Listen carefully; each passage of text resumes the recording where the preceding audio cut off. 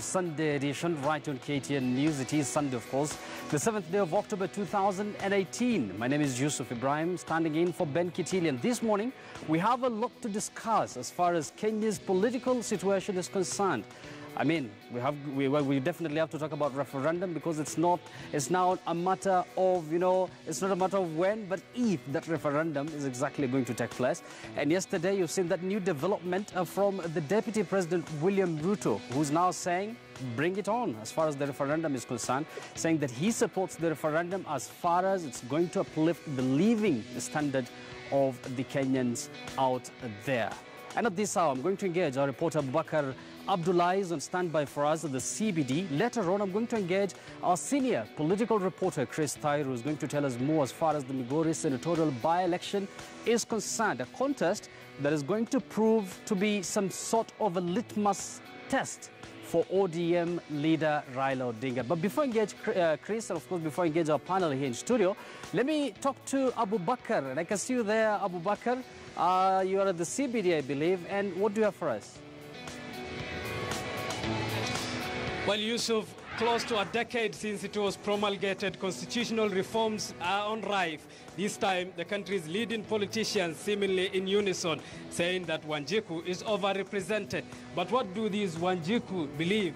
We'll come to the segment a little bit later, talking to them and asking them of what they think about a possible referendum. But first, back to you, Yusuf, in the studios.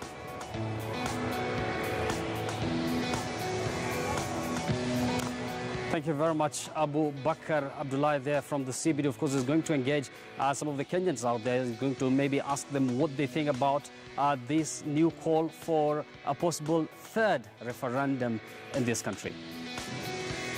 Digital disruption, which has seen newspaper sales dip across the media landscape.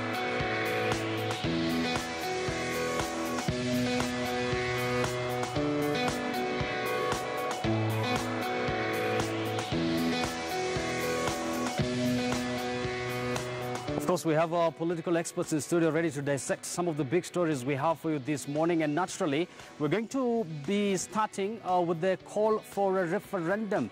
Even as the referendum hits, gains momentum slowly, Of course, we're going to talk about the proposals that have been made by several members of parliament with regards to this coming referendum. We don't know when it's going to happen, but probably in 2019, 2020, thereabout. We'll have to wait and see.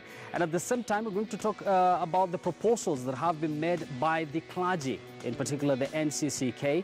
And then we're going to look at the proposals that have been made by several people in different sectors within this country. And of course, that is going to form the basis of our discussion this morning right here on Sunday edition. And don't forget, once again, we are keeping a close eye on what is happening in Migori as far as the by-election there is concerned. We understand the two main front-runners are Eddie Gisheru Okech, a regular commentator right here on KTN News, is going to face off with Ochilo Ayako in what many, once again, believe is going to be a litmus test for Raila Odinga and by extension, the ODM party. Now, before we start our political pages, let me introduce our guest in the studio. Of course, these are regulars here for you. We have Esbon Owila, who is a political communication analyst. We have Mark Bichages, a political communication strategist. And last but not the least, we have Dismas Mokua, the Duke of Mosocho, I'll get that right. He's a political risk analyst. I'm going to engage them shortly, but first, the political pages.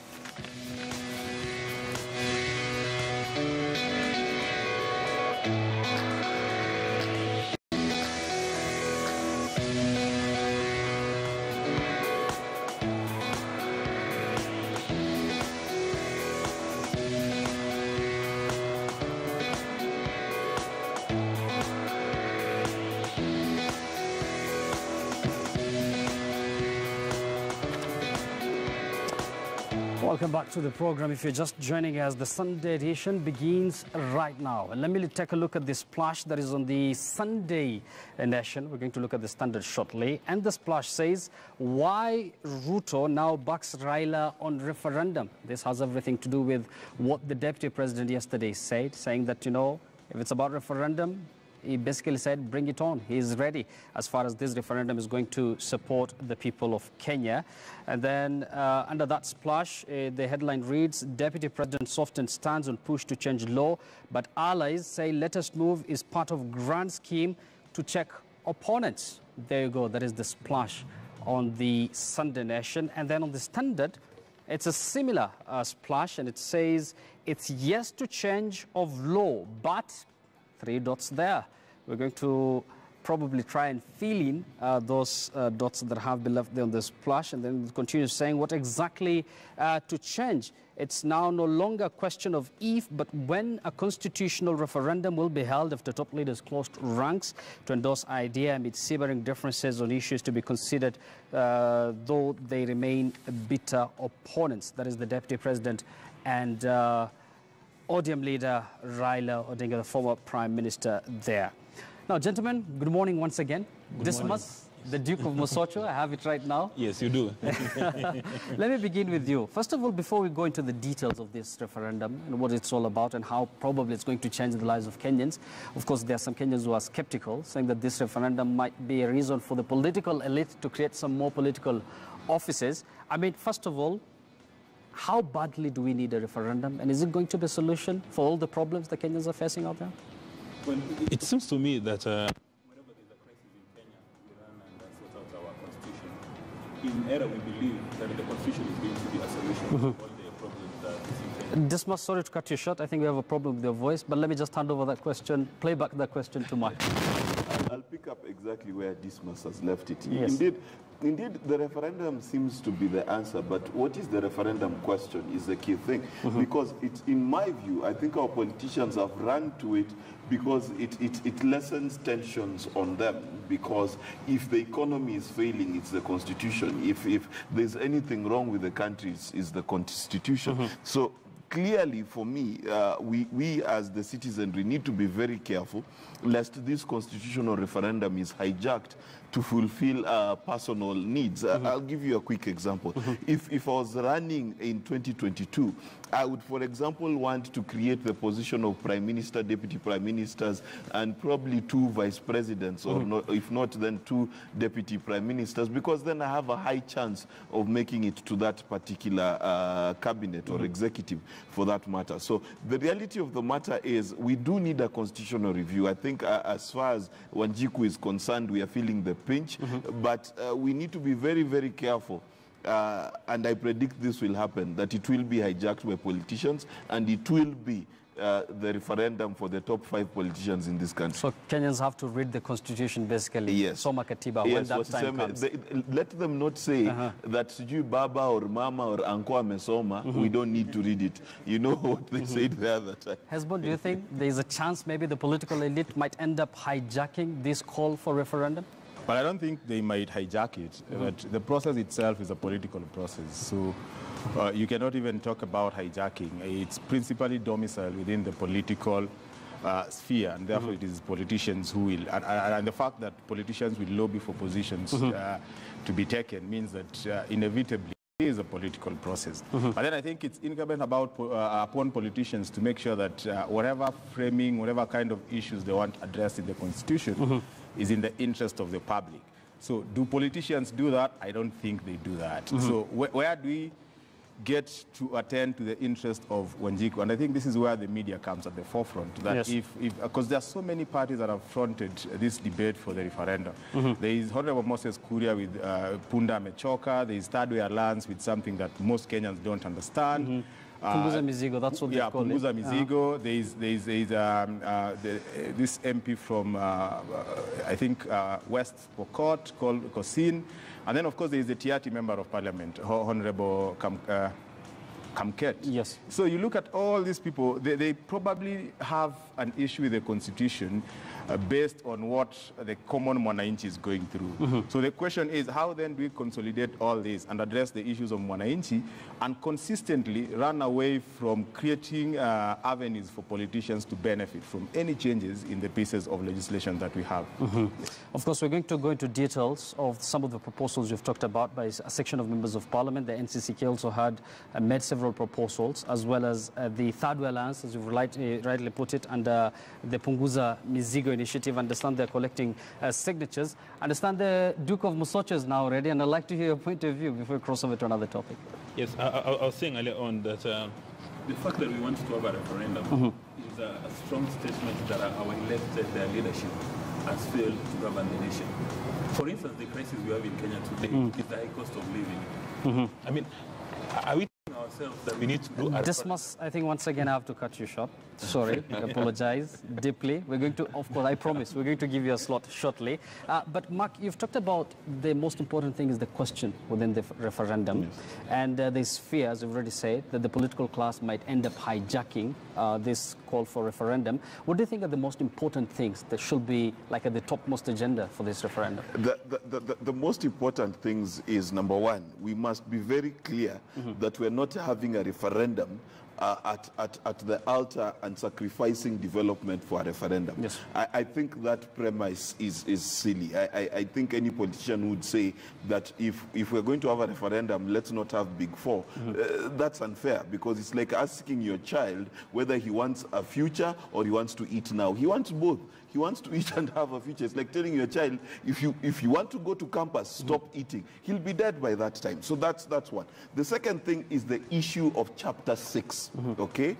Chapter 6 has become a flowery suggestion within the pages of our Constitution. We really, really need to consider what is integrity and who is a person who's worthy to being a leader in this country. Because we vary from leadership in this country. If you look at governance, you've got Kivuta Kibwana and you've got people who want to move rivers. You've got Kivuta Kibwana on one side, then you've got social media heroes. You know, a good friend of ours called them Kim Kardashians of Kenya. The keyboard warriors. Yes, keyboard warriors. And that's the problem. So we don't have a standard definition that if a Kenyan looks at a person, how do they know that this person is worthy to be a governor or not?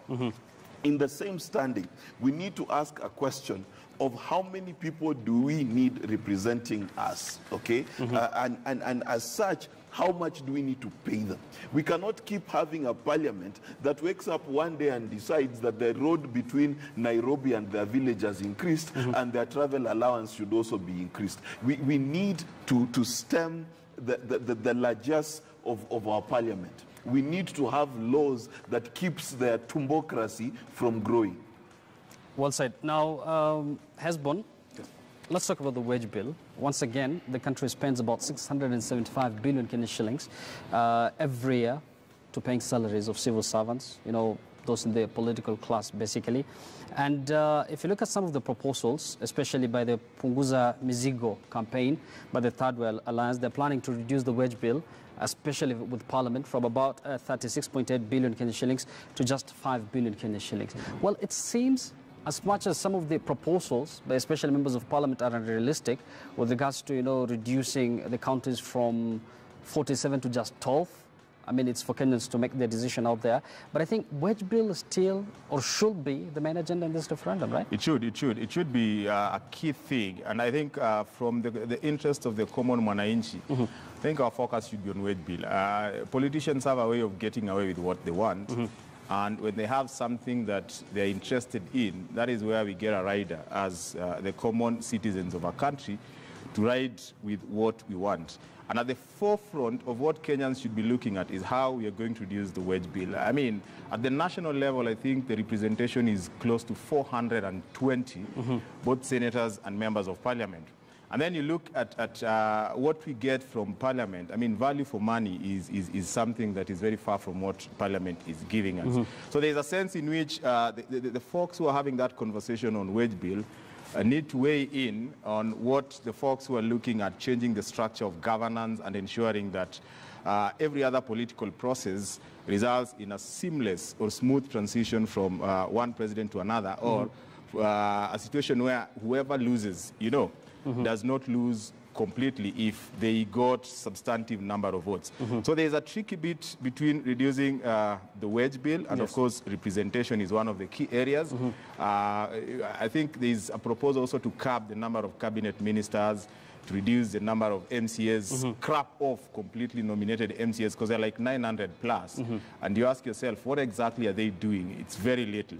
But I think on the other hand, you may also want to ask yourself, when you start asking Kenyans to cede the county governments and just have 12 counties, which county are we going to sacrifice? I come from Migori. I don't think the people of Migori would even say yes to ceding the status of Migori County and merging Migori, Homa Bay, Kisii, and Nyamira into one county. That will be a lot more difficult. We just need to find a way of retaining these 47 counties and dealing with representation and a bloated executive both at the national government and at the county government. But I think for me the most important thing is how do we get our interests catered for by the political class as we also weigh in on the demands that they have. Speaking about Migori, we're going to discuss in detail with regards to this Migori senatorial by-election. And finally, we have Dismas. Yes. So Dismas, you've had Mark's point of view as well as Hesbon's point of view. It seems there's a concern that, yes, the referendum might be in a way be a solution to Kenya's different problem as far as governance is concerned. But at the same time, there's a risk that the political class, let me just call them politicians, might hijack the whole process. Well, there are several ways. Number one, that we're thinking of having a referendum. It means that the political leadership, especially the elected political leadership in Kenya, has failed successfully to offer a solution. Like, for instance, you've got a crisis with maize farmers, which is now being sorted. Do you need a referendum for that? We have got a high cost of living where Kenyans cannot afford meals every single day. Do you need a referendum for that? And in my view, I think the politicians, the elected leaders who are pushing for this referendum should actually consider quitting, because these are very strong statements that they've failed to deliver. And coming on the issue of the public wage bill, in my view, that's a very clever strategy to try and divert attention. The public wage bill is not an issue in Kenya. It's never been an issue. If you round it off, it comes to zero. The big issue in Kenya is Chapter 6. Maybe we should go to the referendum and delete that Chapter 6, that we no longer need it because it doesn't work. We've got thieves, looters running various levels of government. People who every single day violate that Chapter 6. And then there's the big elephant in the room, the issue of corruption. I mean, when you've got a third of your budget going to corruption, then do you still need a referendum for that? So in my view, the fact that we are going for a referendum confirms that the current elected leadership has failed to deliver. And then number two, they're going to take voters for granted.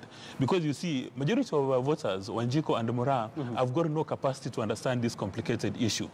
Because you see right now what is going to happen, we are going to take a very complicated issue, simplify it into a yes and no question. Because when you got the referendum, you'll either be faced with a yes or no. Now, you've got so many complicated equations here that you want to simplify it to yes and no and hope to make it a success. And you know, all over the world, it's been proven, apart from Switzerland, that wherever you go for a referendum, the outcome is not actually what people intended. Like, for instance, in the UK, people today are crying about Brexit. They're saying that if they're given another opportunity, they would vote in an entirely different manner. So in my view, we should look at these politicians carefully and ask all of them right from the word go to declare their interest. For instance, President Kenyatta has declared that he's not interested in running for office. That's a pat on the back. And you know, yesterday you saw an ODM MP by the name George Aladwa telling him that we will give you another position. But the president was very firm, black and white, and he said, I'm not interested in office anymore. It's at this stage we need to ask Mr. Raila Odinga to also come forward and tell us what is his personal interest in this referendum. We also need to ask the Deputy President, Ruto, to tell us his interest in this referendum. Because... especially now that he has made a U-turn. Yes. Of course, we're going to talk about that in detail shortly. But let me engage Mark for now. Mark, you've talked about, once again, the fear that, you know, the political class might hijack this whole referendum process. So what do you think needs to be done to make sure that the referendum serves the purpose, you know, that most Kenyans wanted to, you know, to focus on? The first thing, and I'll take it from a communication standpoint, let's not make it about oranges and bananas. Yes. Okay, because I already like oranges and I dislike bananas. So you're already victimizing my psyche in terms of what I'm choosing. But that aside, what is very critical is exactly what Dismas has said. We cannot reduce our problems to a question without that question having the latent meaning and expected results that we expect. For example, when we voted for the Constitution 2010, our belief was Moi years never again, Nyayo never again. That was our belief. And after that, we realized that, wait a minute, we did not decide what kind of country we are. We did not decide whether socialism is more important to us than capitalism, whether communism is more important. And that is highlighted in questions such as, should we then pay a tax to the housing tax because I have worked hard for my money? Why should I give 1.5% of it to a guy who's not working? And those are the questions that Kenyans ask because our ethics as a nation has not been determined by that particular piece of paper. And that tells us that what we need to watch out for is the question within which we are answering in the referendum should not be a simple question of how many prime ministers we should have. Because that's an exercise in futility. It should be about what is the character of a nation. Who do we call as a leader with integrity?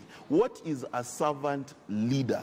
What is a political party? In fact, that's another thing we need to talk about. Because we've got all these political parties. For the last 10, 15 years, they've never had a single election. They've never had a single elected official. And we call them political parties. Why do they exist? These are the questions we should ask. Because this is where the shoe pinches this country. And that cuts across both the political divide.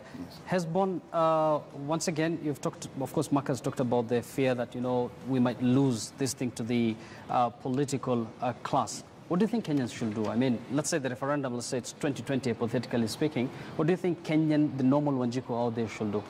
Well, I think Kenyans should just be a lot more conscious of what is going around them and listen a lot more keenly to politicians.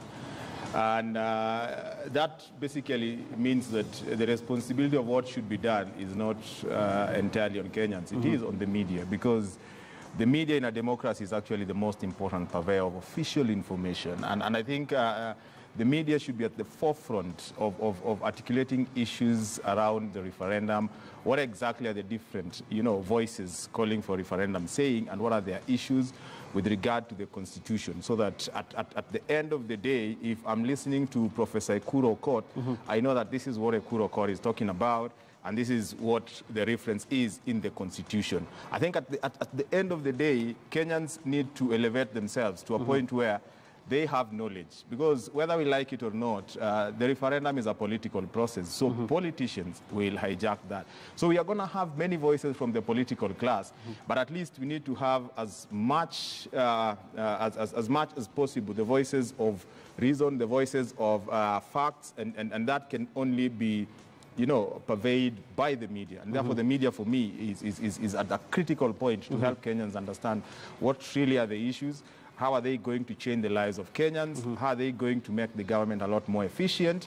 And most importantly, how are they going to ensure that when we have an electioneering year, it is just a year like any other? We can go about our business and probably not stall the economy and our socio-economic life. Yes, I think we are all in agreement that we need a referendum, provided that the right questions are asked. Now, let me take you to the Jubilee Party, for example. The president, clearly his priority is not a referendum.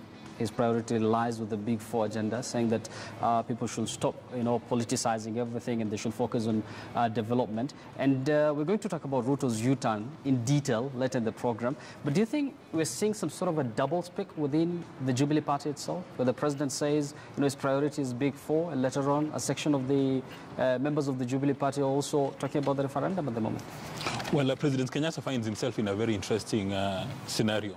There are most of presidents in the second term wouldn't want to be, where your deputy is very ambitious, and right from the time he's been sworn into office for his second term, he's looking at taking over from you. So right now, the deputy president, William Samoei Ruto, really doesn't seem to care much about the Big Four agenda. He's interested in becoming the next president of the Republic of Kenya. And there's nothing wrong about that, because every single person in the political space has got the right to exercise his political ambitions. And so it's up to President Kenyatta to decide how he's going to manage Ruto, to ensure that the two do not become mutually exclusive. Because it's very easy for the president to pursue his Big Four agenda, and also for the deputy president to pursue his interest in taking over. But the buck stops at the president, so that is the one who is the president, is the one who is the head of state, is the president of the Republic of Kenya, and is the head of Jubilee, is the one who is supposed to use his political muscles to ensure that the Jubilee agenda, which I assume it is agenda, is carried through. So that he shouldn't be addressing people in the public, addressing politicians without even without calling out names and saying that I want you to focus on the Big Four agenda. He's the head of state. What he's doing right now makes ordinary Kenyans worried, because the person who is supposed to be asking politicians to stay focused on development is Mura and Wajiku. It's not supposed to be the president making those statements public. We should be seeing him using executive orders or using his political muscles within Jubilee. I mean, for instance, why can't he call the Jubilee Parliamentary Group and read a riot act and tell them, today, henceforth, I want all of you to be focused on the Big Four agenda and punish those who do not obey him. I think that's what he's supposed to be doing. Mark, I'll give you brief time to react to what Dismas has talked about. One of the things that this country needs to grow up to and face the reality is we cannot be kids at a party clapping for our clowns, our jesters, the court jesters, as we call them, politicians, and then expect this country to change. The idea that a politician's sole job is to show up at your harambe and say, I have brought money from so and so, is exactly why we have a non-development conscious public. Because the public thinks of politicians the same way some people thought of Jesus. They only see 5 lobes and 2 pieces of fish becoming enough to feed everybody. And for as long as you view your politician like that, you will never get to the point where you see development. So the reality of the matter for me is that the Kenyan public needs to be aware that if you can't take stock of what your governor, your MP, your senator, and all these people have done within the last 1 year, and all your focus is the dance and song that is about to ensue because of the referendum, then trust me, you are already dead where you sit. Hezbollah, let me give you the last word before we close the chapter on the political pages. And once again, you remember in 2010, the referendum was all about individuals, people following, a leader that they believe, champions their interest. They were saying if a certain leader has read the Constitution, then he has read on our behalf. I mean, those are the things that we need to be careful about this time, right? Yeah, because I think any politician worth his salt would always want a question about any political issue when answered to be responding to what they are all about. So you look at the referendum and the way it has been pushed, you may want to ask yourself, why are people saying that the DP has made an about turn? I think it's simply because people don't listen carefully to what political leaders are saying. I think on the one hand, the former Prime Minister has been consistent that we need a referendum. But on the other hand, the DP has been very consistent that we only need a referendum if it is going to add food on the table of Kenyans. But if it is about dishing positions to members of the political class, then he's not party to that kind of a referendum. And I don't think it is an about turn. I think he's been speaking the language of the common mwananchi, that unless we are going to respond to questions in a referendum that are going to benefit the common mwananchi, there is no need to go on with the referendum. And I agree with him that this referendum is not about positions. It is about the interest of Kenyans.